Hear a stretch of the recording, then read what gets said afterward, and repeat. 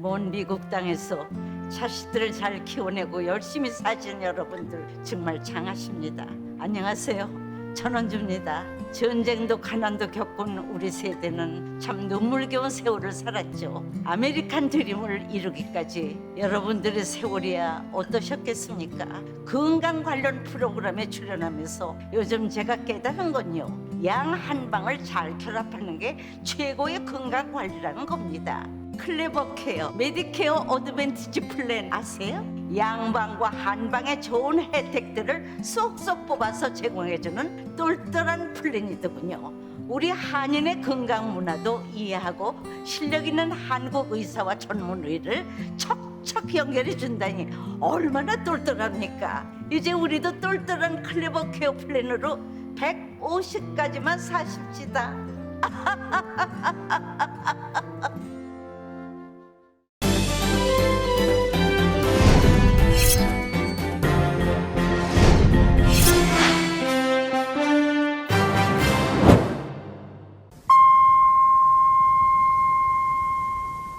기분 좋은 10월, 여러분의 웃음이 한 달 내내 가득하시길 바랍니다.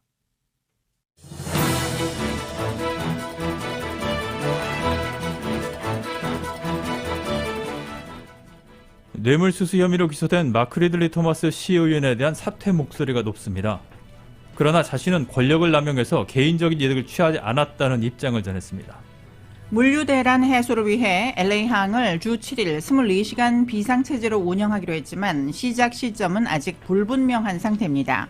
항만 노동자와 트럭 운전자 그리고 회사들의 협력이 필요한 만큼 어느 정도 시간이 소요될 전망입니다.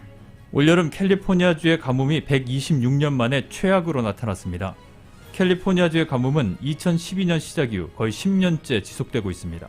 FDA 자문위원회가 모더나사의 코로나19 부스터샷을 권고하기로 결정했습니다. 65세 이상 고령자와 기저질환자 등이 대상입니다. 보건 전문가들은 델타 변이를 능가하는 강력한 코로나 바이러스 변이는 나오지 않을 것으로 예상을 했습니다. 국무부가 북미 협상 재개 문제와 관련 북한에 구체적인 제안을 했다며 북한의 호응을 재차 촉구했습니다. 대장동 개발 특혜 의혹의 핵심 인물인 화천대유 대주주 김만배 씨의 구속영장이 기각됐습니다. 영장이 기각된 건 부실한 검찰 조사도 한몫했다는 지적입니다. 법사위 국정감사에서 여야가 격렬한 대선주자 대리전을 벌였습니다. 민주당은 윤석열 전 총장에 대한 철저한 수사를 주문했고 국민의힘은 이재명 지사를 맹비난했습니다. 이재명 대 윤석열, 이재명 대 홍준표의 가상 대결이 오차범위한 접전을 벌이고 있습니다. 이재명 후보와 국민의힘 후보 2명 사이의 격차는 지난달보다 좁혀졌습니다. 지난주 신규 실업수당 청구 건수가 30만 건 아래로 떨어졌습니다. 바이든 대통령은 경제가 정상으로 돌아오고 있다고 강조했습니다. 오늘 뉴욕 증시는 기업들의 실적이 긍정적으로 나오면서 상승했습니다. LA 지역 오늘 밤과 내일 맑은 날씨 이어지겠고 오늘 밤 최저기온은 56도가량, 내일 낮 최고기온이 많이 올라간 86도가량을 보이겠습니다. 그리고 화재 위험주의보인 레드 플래그 워닝도 내려져 있는 상태입니다. 이 시간 주요 뉴스는 아시아나 항공 미주 취항 30주년, 지난 30년 함께해 주신 성원에 감사드리며 앞으로도 정성을 다하는 서비스, 쾌적한 최신 항공기로 안전하고 편안하게 모실 것을 약속드립니다. 아시아나 제공입니다. 여러분 안녕하십니까? 김미회입니다. 안녕하십니까? 임승찬입니다. 10월 14일 목요일 라디오 서울 이브닝 뉴스 1부 시작하겠습니다.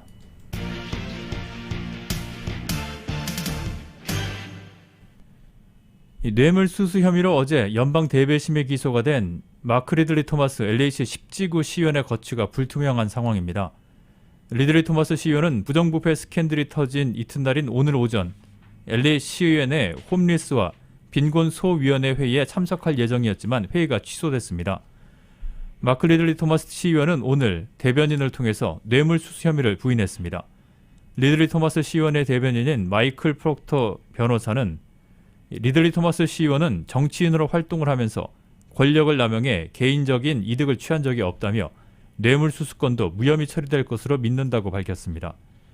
하지만 이번 소식을 접한 LA 정계 지도자들은 리들리 토마스 시의원에게 무거운 처벌이 내려져야 한다고 목소리를 높이고 있습니다.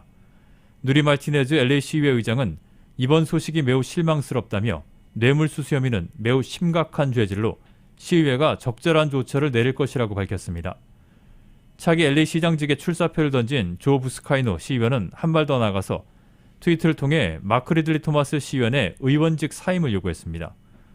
마크 리들리 토마스 시의원은 카운티 슈퍼바이저 재임 당시 전직 USC 메릴린 루이스 악장과 공모를 해서 수백만 달러의 카운티 계약 이권을 넘겼고 이 대가로 아들의 대학원 입학과 전액 장학금 지원, 교수직을 제공받았으며 10만 달러의 선거 캠페인 자금을 USC를 통해서 아들이 운영하는 비영리 단체로 빼돌린 혐의를 받고 있습니다. 산타바바라 지역에서 발생한 알리살 산불이 남가주 대기질에도 영향을 미치고 있습니다. 남가주 대기정화국은 대기 오염주의보를 발령하고 산불로 인한 연기가 바람을 타고 남동쪽으로 이동하면서 LA 카운티와 오렌지 카운티, 리버사이드 카운티 그리고 샌버나디노 카운티의 대기질에 영향을 주고 있다고 설명했습니다. 호흡기 질환을 앓고 있는 주민들에겐 직접적인 영향을 줄 수도 있는 만큼 실내에선 되도록이면 창문을 닫고 에어컨이나 공기청정기를 작동시킬 것을 권고했습니다. 한편 지난 월요일부터 발생한 이번 산불로 인해 지금까지 16,800에이커가 전소됐으며 진화율은 5%에 그치고 있습니다. 바이든 대통령이 어제 LA를 찾아서 물류대란 해소를 위해 LA항을 주 7일 24시간 비상체제로 운영한다고 밝혔지만 그 시작 시점은 아직 불분명한 상태입니다.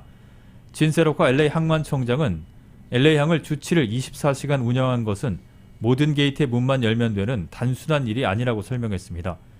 비상체제로 전환하기 위해서는 항만 노동자와 트럭 운전자 그리고 15만 5천 개 이상의 회사들의 협력이 필요한 일이기 때문에 비상체제 시작 시점을 지금 확정할 수는 없다고 덧붙였습니다. 하지만 연방정부가 앞장을 서서 추진하는 만큼 생각보다는 빠른 시일 내 시작될 수 있을 것으로 전망했습니다. 30대 한인 여성이 타운에서 실종돼 경찰이 수사에 나섰습니다. 경찰은 올해 38살의 한인 박유나 씨가 지난 일요일 이가와 세인 앤드류스 플레이스에서 마지막으로 목격된 뒤 연락이 두절됐다고 밝혔습니다. 박 씨는 키 5피트 3인치에 몸무게가 125파운드가량입니다. 박유나 씨를 목격한 분은 전화 213-966-1800번으로 연락하면 됩니다. 오늘 아침 사우스 LA에서 운전을 하던 LA 경찰국 소속 경관에게 총을 발사한 혐의로 14살 소년이 체포됐습니다. 경찰에 따르면 피해 경관은 오늘 오전 5시 3,400 블락 사우스 센트럴 애비뉴에 있는 뉴턴 커뮤니티 경찰서로 출근하던 길에 총상을 입었습니다. 경관의 겨냥에서 총을 발사했는지는 아직까지 확실치 않습니다. 부상당한 경관은 병원으로 이송돼 안전된 상태입니다. 경찰은 사건 현장에서 권총을 소지한 14살 소년을 체포했으며 현재 사건의 목격자를 찾고 있습니다. LA 카운티 지역 코로나19 신규 감염자가 1,142명, 사망자는 19명으로 보고됐습니다.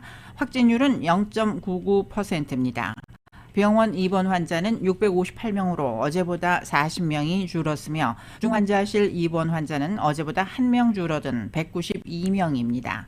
보건국은 실내 술집과 대형 행사장에서의 코로나 백신 접종 증명 제출이 잘 지켜지고 있다며 지금까지 발견된 중대한 위반 사항은 없었다고 밝혔습니다.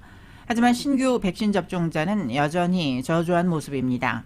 백신 접종 가능 연령이 만 12세 이상 카운티 주민 가운데 21%가 백신 미접종자이지만 지난주 1차 접종을 마친 주민은 4만 1,000명에 불과했다고 보건국은 설명했습니다. 지난달 오렌지 카운티의 코로나19 사망자 수가 136명으로 늘었습니다. 카운티 보건국은 오늘 보고된 5명의 사망자 가운데 3명이 지난달에 숨진 것으로 확인됐다고 밝혔습니다.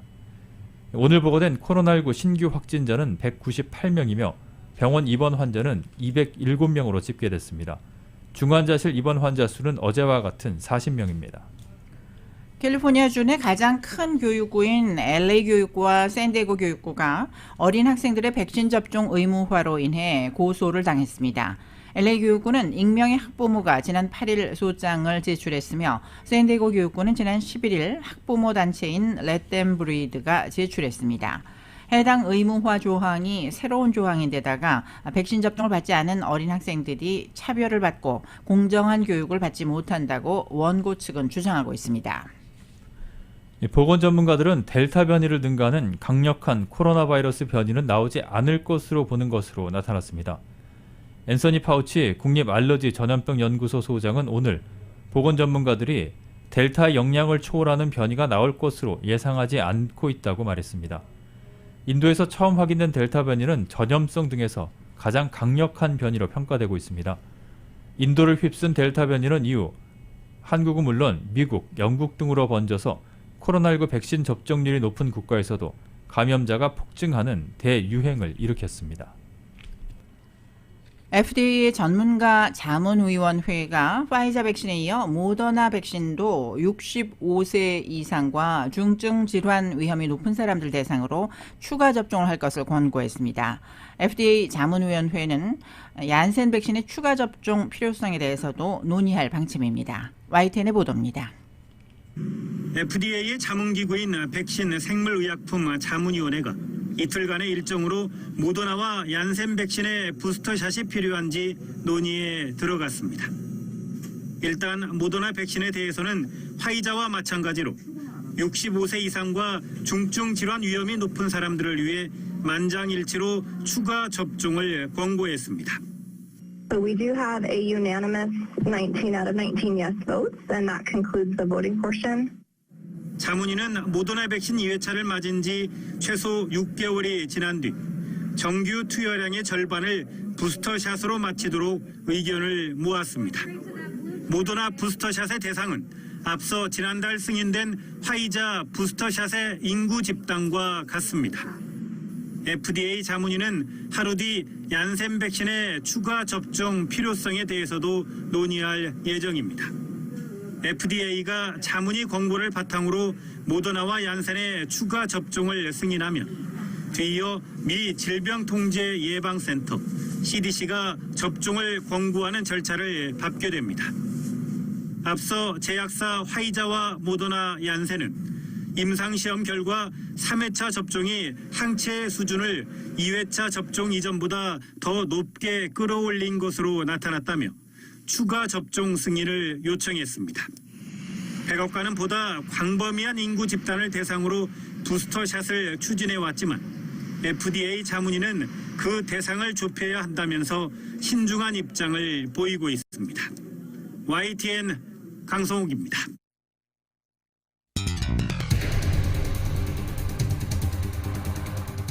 라디오 서울 이브닝 뉴스 1부입니다. LA와 가든그로브 두 곳에서 모시는 금강안경 검안과 1250만 불 교통사고 최고보상 교통사고 전문 천재 변호사 리처드 호프만, 빛으로 태어나는 당신은 카우나 미인, 100% 근적외선 마스크는 카우나뿐입니다. 정직한 빛 카후나 LED 마스크, 온오프 PRGR, 야마하 14, MU 스포츠, 전미국 독점 총판, 올림픽 골프, 구매부터 재이용자까지 아파트 론도 역시 뱅크오브 호흡이 하면 다릅니다. 희망을 설계하는 전문가들의 은행 뱅크오브 호흡 공동 제공으로 함께 하시겠습니다.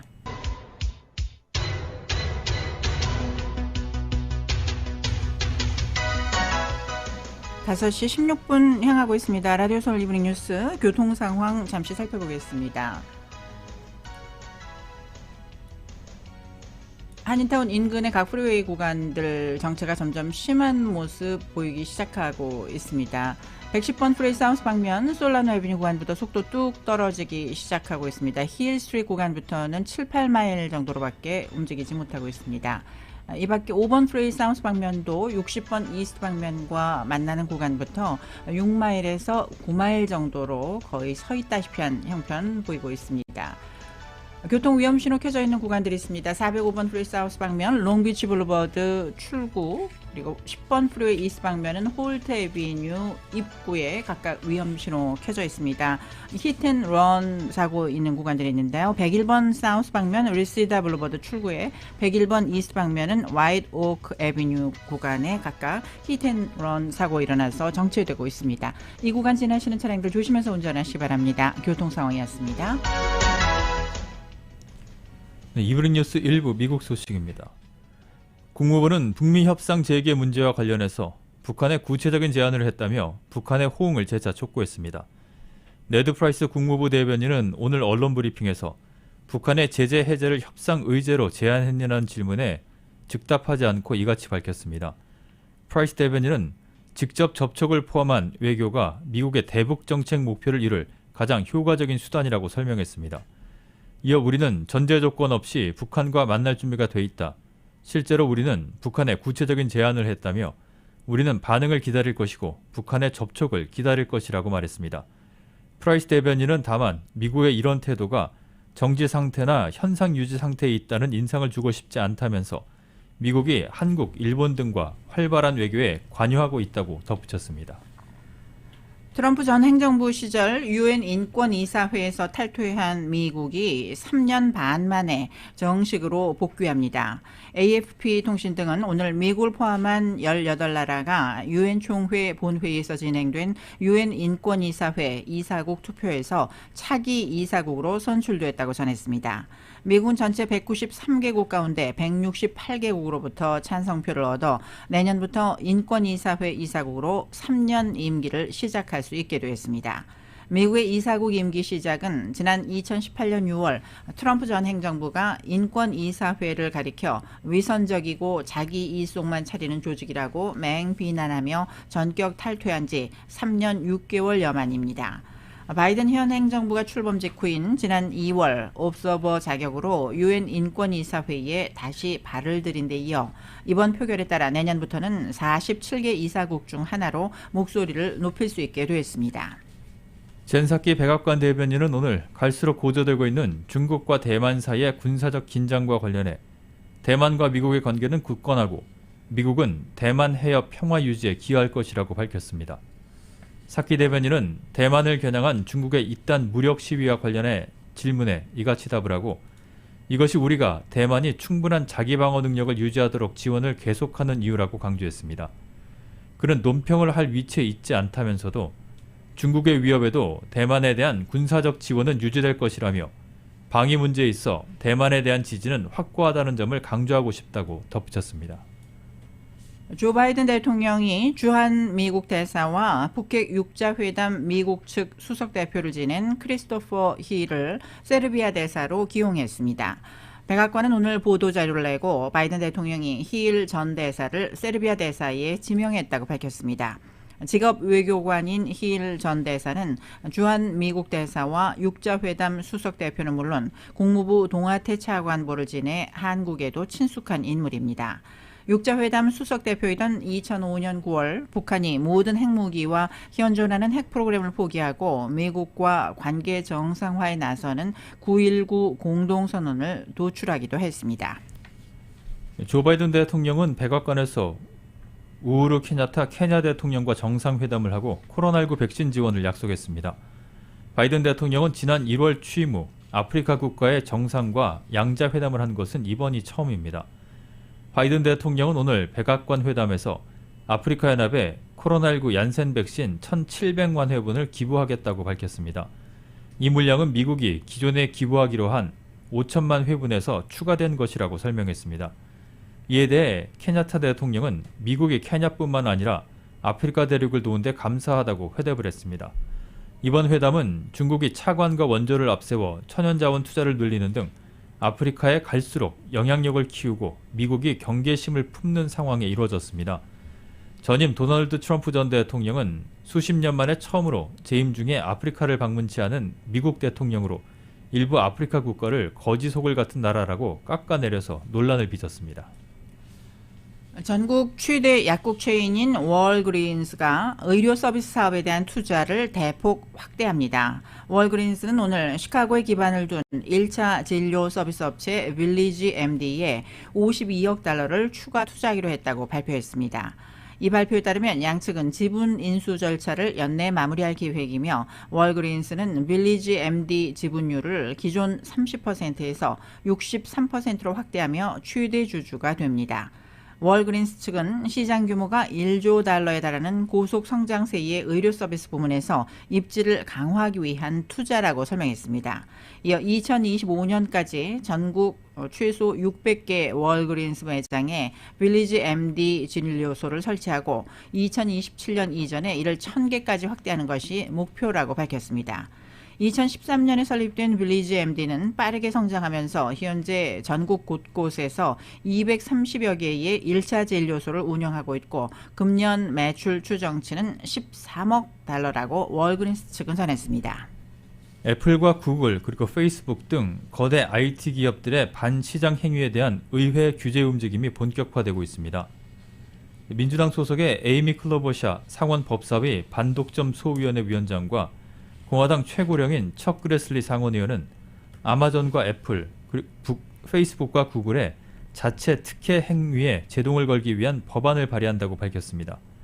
법안은 IT 대기업이 규제 조항을 위반할 경우 이에 따른 수익의 15%의 벌금을 부과하는 등 강력한 조항을 포함할 것으로 전해집니다. 클로버샤 의원은 인터뷰에서 1890년에 만들어진 경쟁법은 현재 디지털 시대에 맞춰서 업데이트될 필요가 있다고 말했습니다. 워싱턴 포스트는 하원에 이어서 상원에서의 이 같은 움직임은 거대 IT 기업에 대해 치솟고 있는 초당적 반감을 새로운 법제로 이끌어낼 수 있을지를 시험하는 지표가 될 것이라고 전망했습니다. 백악관도 의회 움직임에 주목을 하고 있습니다. 젠 사키 백악관 대변인은 지난주 초 바이든 대통령이 IT 기업 규제와 관련한 의회 활동을 기대하고 있다고 밝힌 바 있습니다. 넷플릭스가 한국 오리지널 드라마인 오징어 게임에 2,140만 달러를 투자하고 대박을 터뜨렸다는 분석이 제기됐습니다. 경제매체 블룸버그 통신은 오늘 자체적으로 입수한 넷플릭스 내부 자료를 인용해 이같이 보도했습니다. 또 비즈니스 인사이더는 넷플릭스가 구부작인 오징어 게임에 들인 투자비가 회당 238만 달러로 추정된다며 넷플릭스를 비롯한 여타 스트리밍 업체의 인기 작품과 비교할 때 훨씬 적은 금액이 들었다고 진단했습니다. 넷플릭스의 인기작 기묘한 이야기와 더 크라운의 회당 투자비는 각각 800만 달러와 1,000만 달러였습니다. 디즈니 플러스와 애플 TV 플러스, 아마존 비디오 등 다른 스트리밍 업체들이 주력 콘텐츠의 영화 제작비와 맞먹는 돈을 쏟아붓는 현실과 비교하면 오징어 게임의 가성비는 더욱 두드러집니다. 디즈니 플러스의 마블 드라마 시리즈 완다비전과 더 펠컨 앤 더 윈터 솔저의 회당 제작비는 최대 2,500만 달러에 달하고 스타워즈 시리즈의 스핀오프 드라마인 만달로리안 회당 제작비도 1,500만 달러에 이릅니다. 비즈니스 인사이더는 최근 몇 년 동안 스트리밍 플랫폼의 급증은 콘텐츠 제작비 경쟁을 초래했지만 넷플릭스의 역대 최대 히트작인 오징어 게임은 다른 스트리밍 서비스의 히트작과 비교해 적은 비용이 들었다고 전했습니다. 올여름 캘리포니아의 가뭄이 126년 만에 최악이었던 것으로 나타났습니다. 이런 극한의 가뭄은 식수 공급과 작물 생산, 댐을 통한 전력 생산 등을 위협하는 한편 최악의 대형 산불 시즌에 일조를 하면서 많은 부작용을 낳고 있습니다.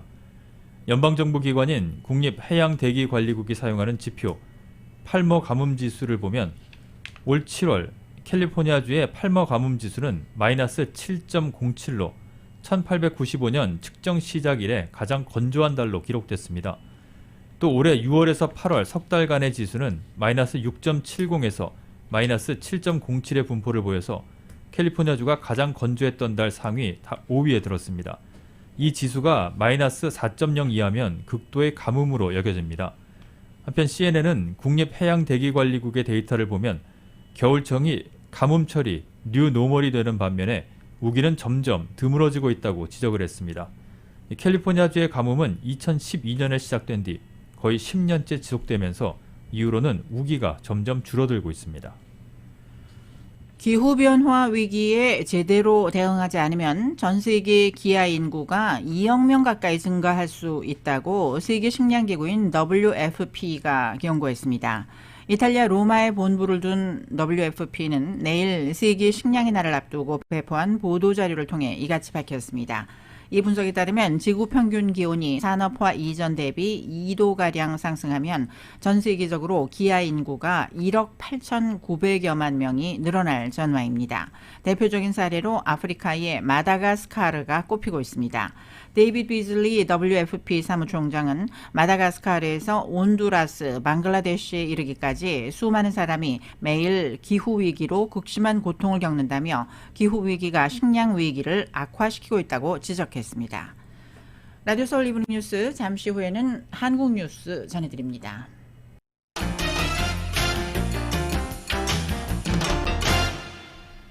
네, 이브닝 뉴스 일부 한국 소식입니다. 대장동 개발 특혜 의혹 핵심 인물인 화천대유 대주주 김만배 씨 구속영장이 기각됐습니다. 서울중앙지방법원은 특정경제범죄 가중처벌법상 배임과 횡령 그리고 뇌물 등의 혐의를 받는 김 씨의 사전 구속영장을 기각했습니다. 재판부는 김 씨의 방어권을 보장할 필요성이 크지만 김 씨의 구속 필요성이 충분히 소명되었다고 보기 어렵다고 밝혔습니다. 한편 심사 결과를 기다리던 김만배 씨는 심경은 어떤지, 검찰의 영장 청구가 무리하지 않았느냐는 취재진 질문에 아무런 답을 하지 않고 대기를 하던 서울구치소를 빠져나갔습니다. 대장동 의혹의 핵심인 김만배 씨의 구속영장이 기각된 것은 부실한 검찰 조사도 한몫했다는 지적입니다. 검찰이 영장에 범죄 사실로 기재한 배임과 뇌물 공여 혐의에 대한 입증 부족이 결정적이었습니다. YTN이 보도합니다. 우선 뇌물죄가 성립되려면 구체적인 대가성이나 직무 관련성을 입증해야 합니다. 검찰은 곽상도 의원 아들에게 퇴직금과 위로금의 명목으로 지급된 50억 원을 뇌물이라고 판단했습니다. 그런데 검찰은 곽 의원과 곽 의원 아들을 한 차례도 조사하지 않았고 곽 의원으로부터도 어떤 편의를 어느 시점에 받았는지를 영장에 명시하지 않은 것으로 전해졌습니다. 또한 검찰은 김만배 씨가 유동규 전 성남도시개발공사 본부장에게 건넸다는 뇌물 5억 원도 기존 입장을 번복했습니다. 그동안 검찰은 유 전 본부장이 현금 1억 원과 수표 4억 원을 받았다고 했지만 어제 김 씨의 영장심사에서는 현금 5억 원이 건네갔다고 주장한 것으로 알려졌습니다. 이처럼 검찰이 갑작스럽게 주장을 바꾼 데는 수표 4억 원이 유 전 본부장과는 상관없는 다른 사람에게 건너간 게 뒤늦게 확인됐기 때문입니다. 뇌물죄 입증의 가장 기본적인 계좌 추적도 제대로 하지 않았다는 방증인데 법정에서도 자금 흐름을 증거로 제시하지 못한 것으로 전해졌습니다. 여기에 검찰이 사업 구조에 대한 심층적인 분석이나 유사 사례들과의 비교도 없이 성급하게 배임으로 단정지었다는 김 씨 주장도 법원이 받아들인 것으로 해석됩니다. 결과적으로 법원이 김 씨의 이른바 호화 변호인단의 주장에 힘을 실어준 셈인데 검찰로서는 성급하게 구속영장을 청구했다는 지적을 피하기 어렵게 됐습니다. 검찰은 보강수사를 거쳐 김 씨의 구속영장을 다시 청구할 것으로 보입니다. 김 씨가 모든 혐의를 부인하는 만큼 확보한 녹취록 외에 법원의 판단을 뒤집을 만한 추가적인 증거 확보가 관건이 될 전망입니다. YTN 최재민입니다. 네, 이재명 대 윤석열 그리고 이재명 대 홍준표 모두 오차 범위 안에서 접전을 벌이고 있는 것으로 여론조사 결과 나타났습니다. KBS 여론조사 결과인데요. 이재명 후보와 국민의힘 두 후보 사이 격차는 지난달 조사보다 좁혀졌습니다. KBS입니다. 후보로 선출된 민주당 이재명 후보와 국민의힘 후보 간 양자 대결을 가정해봤습니다. 이재명, 윤석열 대결일 경우 이재명 후보를 찍겠다 41%, 윤석열 후보를 지지한다 36%, 오차범위 내였습니다. 이재명, 홍준표 후보가 맞붙을 경우는 둘 다 39%대로 초접전이었습니다. 지난달 추석 KBS 여론조사와 비교해보면 이재명 후보와 윤석열, 홍준표 후보 간 격차는 줄어들었습니다. 이재명 후보가 각각 유승민, 원희룡 후보와 맞대결할 경우는 모두 이재명 후보가 여유있게 앞섰습니다. 다음 달 5일 최종 후보를 뽑는 국민의힘 후보로 누가 적합한지 물었습니다. 홍준표 후보 27.6%, 윤석열 후보 22.4%, 격차는 오차범위 내였습니다. 이어 유승민, 원희룡 후보 순입니다. 다만 국민의힘 지지층으로 한정하면 윤석열 후보가 48.7%로 30%대의 홍준표 후보를 앞섰습니다. 여야 후보를 모두 놓고 차기 대통령으로 누가 가장 적합한지도 물었습니다. 이재명 후보 32.9%, 윤석열 후보 18.8%, 홍준표 후보 13.7% 순이었고 심상정 후보, 안철수 대표는 2%대였습니다. 주목할 부분은 후보로 확정돼 민주당 후보로는 유일하게 포함된 이재명 후보 지지율입니다. 지난달 조사 때 민주당 후보들 총합보다 9%포인트 정도 적게 지지를 받았습니다. 대신 부동층은 7.6%포인트 올라갔습니다. 조사기간 경선 무효표 논란 속에 이재명 후보가 민주당 경선 후보들 지지를 온전히 흡수하지 못한 것으로 보입니다. 현재 지지하는 후보를 바꿀 수 있는지도 확인해봤습니다. 응답자 10명 중 3명 가까이는 바꿀 수 있다고 했습니다. 이재명, 윤석열 후보 대비 홍준표 후보 지지층에서 지지 후보를 바꿀 수 있다는 응답이 상대적으로 높았습니다. KBS 뉴스 개헌우입니다. 국민의힘 유력 대선 주자인 윤석열 전 검찰총장의 정신머리 못 차리면 당을 해체해도 된다는 발언을 두고 당내 갈등이 확산하고 있습니다. 당내 경쟁 주자들은 오만방자한 발언이다. 등 뒤에서 칼을 꽂느냐며 강하게 반발했습니다. YTN입니다. 논란은 윤석열 전 총장의 이 발언으로부터 시작됐습니다. 우리 당도 정권을 가져오냐 못 가져오냐는 거는 둘째 문제고, 정말 이런 정신머리부터 바꾸지 않으면 우리 당은 없어지는 게 낫습니다. 제주 지역 토론회에 앞서 당원들과 만나 자신의 도덕성 의혹에 대한 경쟁 주자들의 공세를 강하게 반박한 겁니다. 당장 경쟁자들은 격하게 반발했습니다. 홍준표 의원은 오만방자하다, 유승민 전 의원은 등에 칼을 꽂았다고 직격탄을 날렸습니다. 온갖 소리 다 할 때도 내 말을 안 했어요. 그냥 철이 없어 그러려니. 이거는 오만방자하기 이럴 데가 없지. 내일 1대1 토론할 때 그냥 안 둘 거야. 아니 이렇게 흠 많은 후보가 자신에 대해서 반성할 줄 모르면서 상대 후보에 대해서 정말 이런 허위 사실을 이야기하니까 정치 어디서 배웠는지 이렇게 뒤에서 등에서 성 뒤에서 칼을 찌르냐 당당하게 이야기라. 윤 전 총장과의 교감설이 돌고 있는 원희룡 전 제주지사도 당원을 모욕하는 실언이라며 납득할 만한 해명이 필요하다고 비판 대열에 가세했습니다. 논란이 커지자 윤석열 전 총장은 정권 교체를 이루기 위해 더 세신하자는 뜻이었다고 진화에 나섰습니다. 들어오라고 해서 들어왔더니 들어오자마자부터 핍박하기 위해서 만들어 놓은 상대 진영의 그 프레임을 갖다 놓고 비리가 많아서 어렵다고 이렇게 공격하는 거는. 이준석 대표도 후보 사이 기싸움 아니겠느냐며 확대 해석을 경계했습니다. 그 화살을 당 해체로 돌리는 것은 좀 개연성이 좀 떨어지기 때문에 의아하다. 설정이나 이런 것이 지지자가 우려할 정도까지 격화되지 않았으면 좋겠습니다. 당 지도부는 경선 과정에서 을에 있기 마련인 신경전으로 보고 있지만 다른 후보들은 곧 있을 토론회를 단단히 벼르고 있습니다. 국정농단 사태 이후 잇따랐던 분당과 탈당 국면을 지켜본 국민의힘 지지층 내에서 이번 논란이 어떤 영향을 미칠지 관심입니다. YTN 부장원입니다. 국민의힘 대선 본경선 3차 TV 토론회가 LA 시간으로 내일 새벽 개최되는 가운데 윤석열 대 홍준표, 그리고 유승민 대 원희룡의 1대1 맞수 토론이 진행됩니다. 본경선까지 예정된 3차례 맞수 토론 가운데 이번이 첫 맞수 토론으로 후보들은 20분 동안 질문과 답변 시간 제한 없이 자유주제로 난상 토론을 벌일 예정입니다.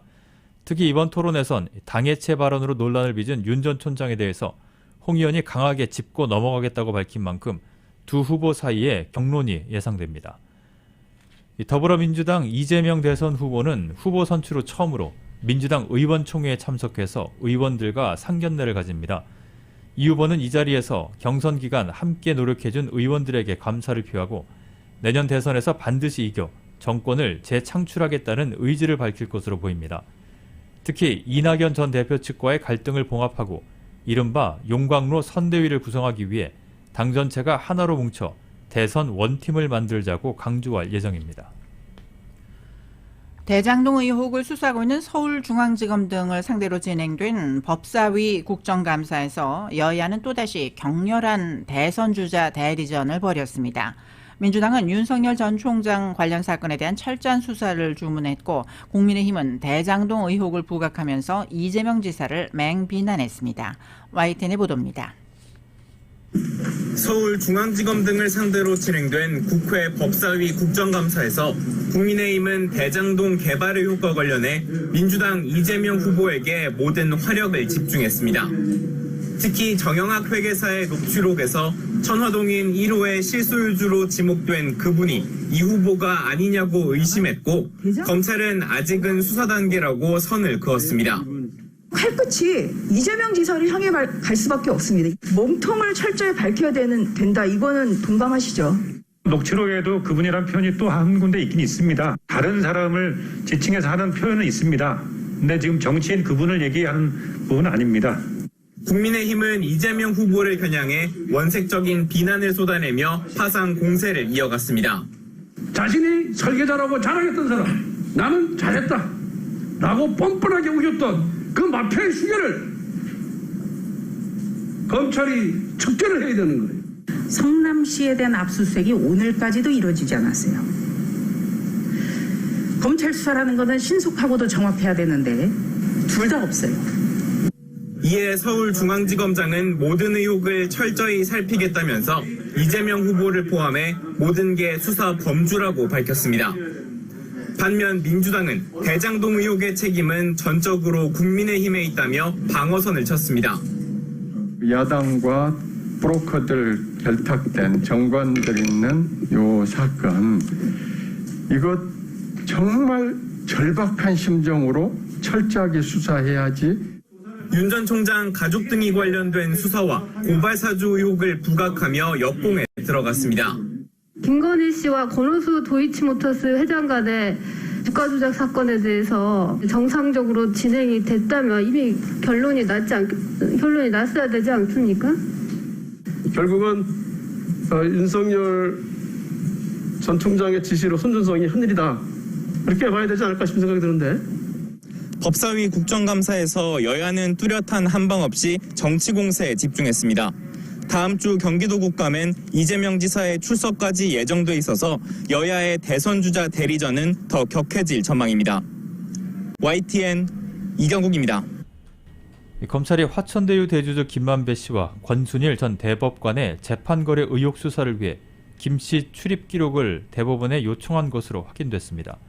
서울중앙지검 전담수사팀은 최근 재판거래 의혹 수사에 필요한 자료를 요청하는 협조 공문을 법원 행정처에 발송했습니다. 검찰이 협조를 요청한 자료에는 김 씨의 대법원 출입 시간과 출입구 통과 기록 등이 포함된 것으로 전해졌습니다. 법원 행정처 관계자는 검찰의 협조 공문에 아직 회신하지 않았다고 밝혔습니다. 앞서 국민의힘은 권 전 대법관이 더불어민주당 이재명 대선 후보의 공직선거법 위반 혐의 무죄 판결을 주도하고 화천대유 고문으로 영입되는 과정에서 대주주인 김 씨와 모종의 거래가 의심된다면서 권 전 대법관을 검찰에 고발했습니다. 이브닝 뉴스 일부 함께하고 계십니다. 뉴스 잠시 후에 계속됩니다. 교통사고 전문 변호사 브라이언 와인버거 1800-605-0777 여기 여러분을 위한 교통사고 전문 변호사 와인버거 1800-605-0777 제니를 찾아주세요. 안녕하세요, 박현민입니다. 아쿠아라이프 프로모션 아주 그냥 죽여줘요. 창사 35주년을 맞은 아쿠아라이프가 통크게 쏩니다. 아쿠아라이프 신제품 정수기를 지금 렌트하시면 이너워시 기능을 갖춘 700불짜리 쾌변비데 또는 1000불짜리 프리미엄 공기청정기를 공짜로 드립니다. 아쿠아라이프 신형 정수기 렌탈하고 푸짐한 선물까지 지금 바로 전화주세요. 800-222-5502. 아버님께서 웃음을 되찾으셨어요. 제 아내는 삶의 활기를 얻었죠. 세상에서 가장 든든한 우리 편 장지아 외과. 일반 외과, 종양, 탈장, 맹장, 치질과 항문 수술, 그리고 담석과 암 수술까지 정성을 다하는 마음과 쉼없는 연구로 좋은 결과를 추구하는 장지아 외과. 365일 당신의 건강을 지켜드리는 장지아 외과. 올림픽과 베렌도 213-674-7517 674-7517. 장지아 외과는 서울 메디컬 그룹과 함께합니다. 46년 전통의 믿을 수 있는 한미보험에서는 종업원 상해 사업체, 자동차, 건강 등 모든 보험을 보험료는 더욱 낮게, 보상은 최대한 높게 만들어드리며 메디케어 보험도 자세하게 설명해드립니다. 안전하고 행복한 미래, 한미보험이 함께합니다. LA 윌셔와 웨스턴, 플러튼 비치와 오렌지 돌프 32366000번 든든한 보험 한미보험. 경제가 어려우니까 돈이 안 돌아. 돈이 필요한데 말이야. 요즘은 급전이 필요하면 25년 전통 천사 골든 전당포로 가던데 5분 안에 해결해준대. 아, 맞다. 타운 내 최대 규모로 이자도 저렴하고 은행 대출보다 편리하다는 천사 골든 전당포가 있었지. 천사 골든 전당포 213-808 천사. 각종 귀금속 염가 판매, 매입과 저당은 천사 골든 전당포가 신속하게 도와드립니다. 천사 골든 전당포 2824 웨스트 피코 블루버드 하바드와 놀만디 213808 천사 808 천사. 보험쟁이 홍유라입니다. 보다 행복한 새로운 시작을 염원하는 이때 사회 또는 정부가 아닌 나 자신이 할 수 있는 일을 지금 바로 시작하세요. 갖고 계신 401k를 안전한 곳에 옮기거나 개인 은퇴 플랜인 IRA의 더 나은 조건을 알아보는 일, 생명보험으로 나와 가족을 제대로 보호하는 계획까지 전화 한 통으로 보험쟁이 홍유라가 그 새로운 시작의 문을 함께 열어드리겠습니다. 213-769-9767.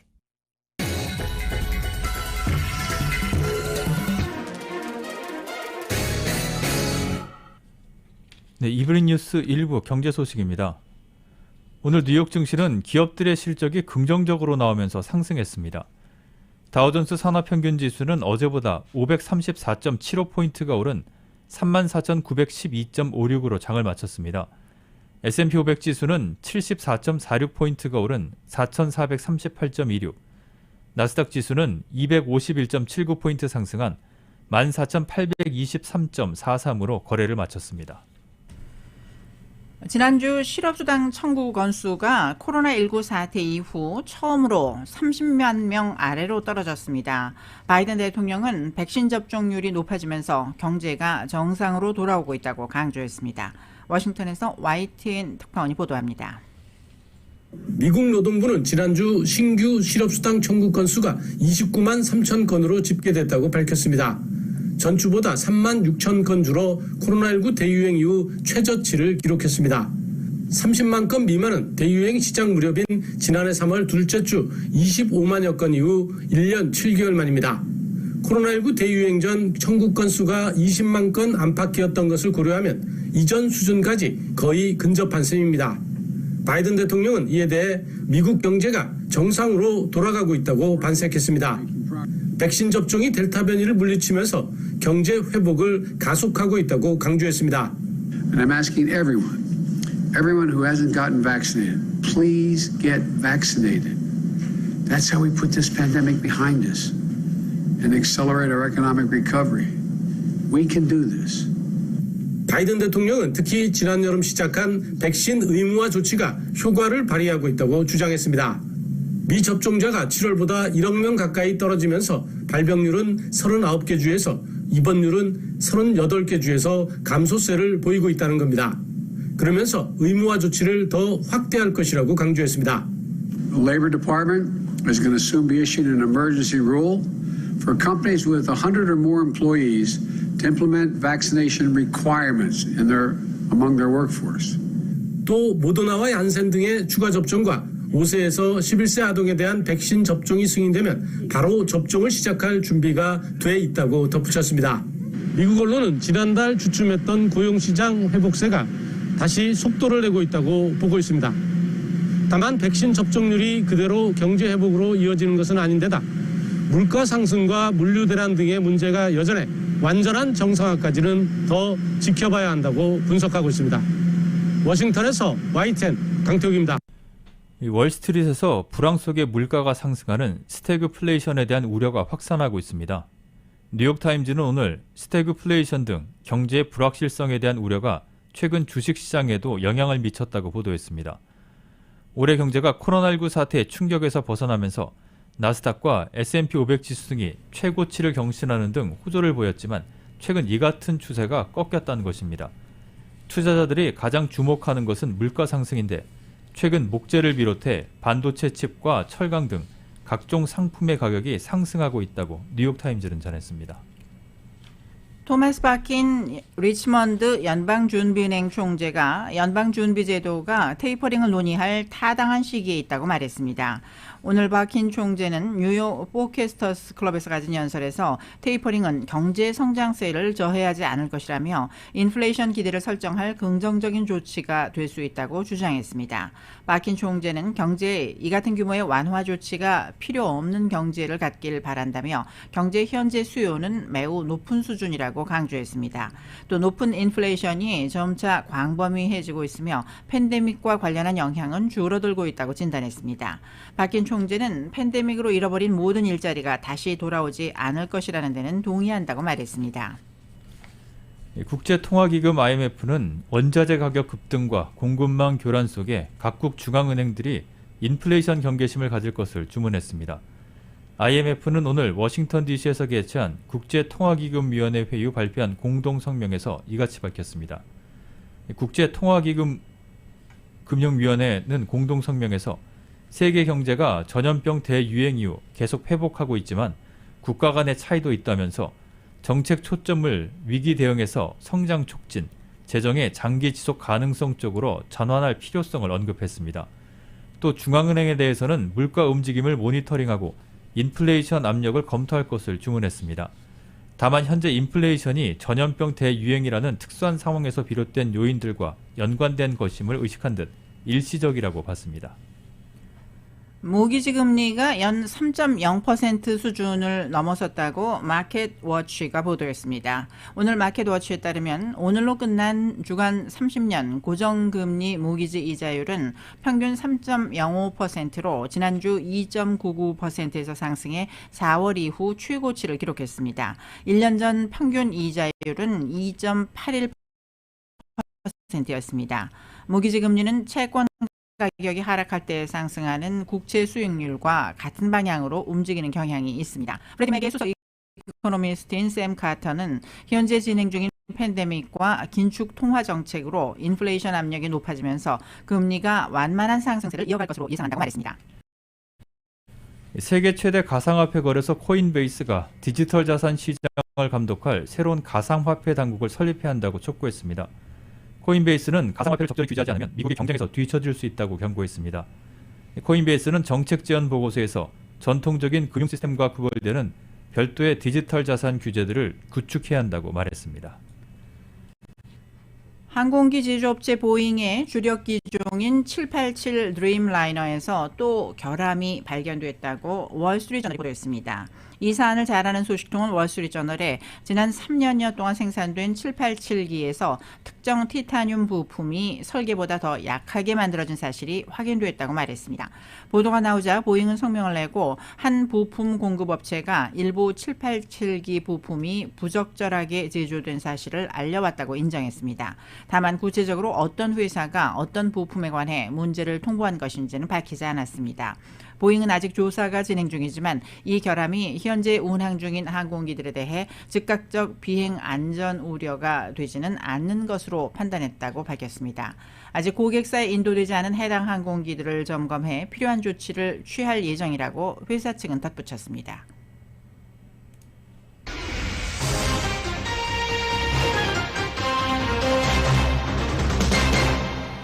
네, 스포츠 소식 간추려드립니다. 목요일입니다. Thursday Night Football 진행 중인데요. 탐파베이 버캐니어스와 필라델피아 이글스 1쿼터 이제 33초 남은 상황입니다. 탐파베이가 14대 7로 앞서고 있습니다. 야구 소식입니다. LA 다저스와 샌프란시스코 자이언츠 간의 내셔널리그 디비전 시리즈 최종 5차전이 잠시 뒤인 6시 7분 샌프란시스코 홈구장에서 펼쳐집니다. LA 다저스에서는 코리 크네블, 그리고 샌프란시스코 자이언츠에서는 로건 웹 선수가 선발로 등판을 합니다. 이 경기는 TBS를 통해 중계됩니다.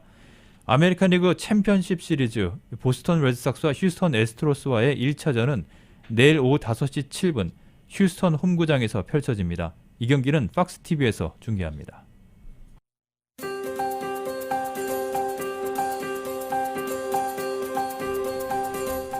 (10월 14일) 목요일 저녁 라디오 서울 이브닝 뉴스 1부 끝으로 날씨 전해드립니다. 지금은 CBB SBA 타임 스몰 비즈니스를 성공으로 이끌어주는 CBB 뱅크 제공입니다. LA 다운타운의 현재 기온 71도, 습도는 19% 정도로 건조한 날씨를 보이고 있습니다. 금요일인 내일 새벽 3시부터 토요일 정오까지 LA 카운티 해안과 벤츄라 카운티 해안 일대에 강풍주의보가 내려져 있습니다. 또 내일 아침부터 토요일 저녁까지는 화재 위험주의보인 레드 플래그 워닝도 내려져 있습니다. LA 지역 오늘 밤과 내일 역시 맑은 날씨 이어지겠고 오늘 밤 최저 56도가량 되겠습니다. 내일 낮 최고 기온은 오늘보다 7도 이상 올라간 86도가량을 보이겠습니다. 밸리와 인랜드 엠파이어 지역 내일 낮 최고 90도, 해안 지역은 81도가량 되겠습니다. 호놀룰루 지역 오늘 오후 대체로 흐리고 바람이 15마일에서 25마일 정도로 불겠습니다. 밤 최저 74도, 내일은 맑은 날씨 보이겠고 낮 최고 84도가량 되겠습니다. 끝으로 한국 날씨입니다. 오늘 전국이 대체로 흐린 날씨 보이고 있고 내일과 모레는 더 쌀쌀해지면서 바람도 강하게 불겠습니다. 서울 오늘 오전에는 역시 쌀쌀한 날씨 보이고 있는데요. 낮 기온이 22도에 머물겠습니다. 날씨는 지금은 CBB SBA 타임 스몰 비즈니스를 성공으로 이끌어주는 CBB 뱅크 제공이었습니다. 라디오 서울 이브닝 뉴스 1부 함께 하셨습니다. LA와 가든그로브 두 곳에서 모시는 금강안경 검안과 1250만 불 교통사고 최고보상 교통사고 전문 천재 변호사 리차드 호프만, 빛으로 태어나는 당신은 카우나미인 100% 근적외선 마스크는 카우나뿐입니다. 정직한 빛 카후나 LED 마스크, 온오프 PRGR, 야마하 14, MU 스포츠, 전미국 독점 총판, 올림픽 골프, 구매부터 재융자까지 아파트론도 역시 뱅크 오브 호흡이 하면 다릅니다. 희망을 설계하는 전문가들의 은행 뱅크 오브 호흡 공동 제공이었습니다.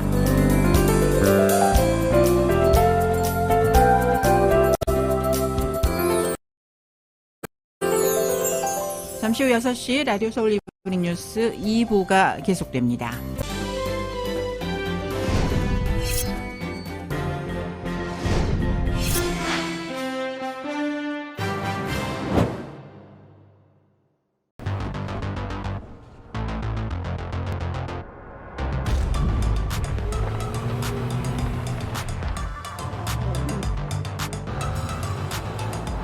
가득 실으세요. 원하는 건 무엇이든 초대형 그림도 거뜬하죠. 언제나 기아 카니발 MPV는 자신있게 말합니다.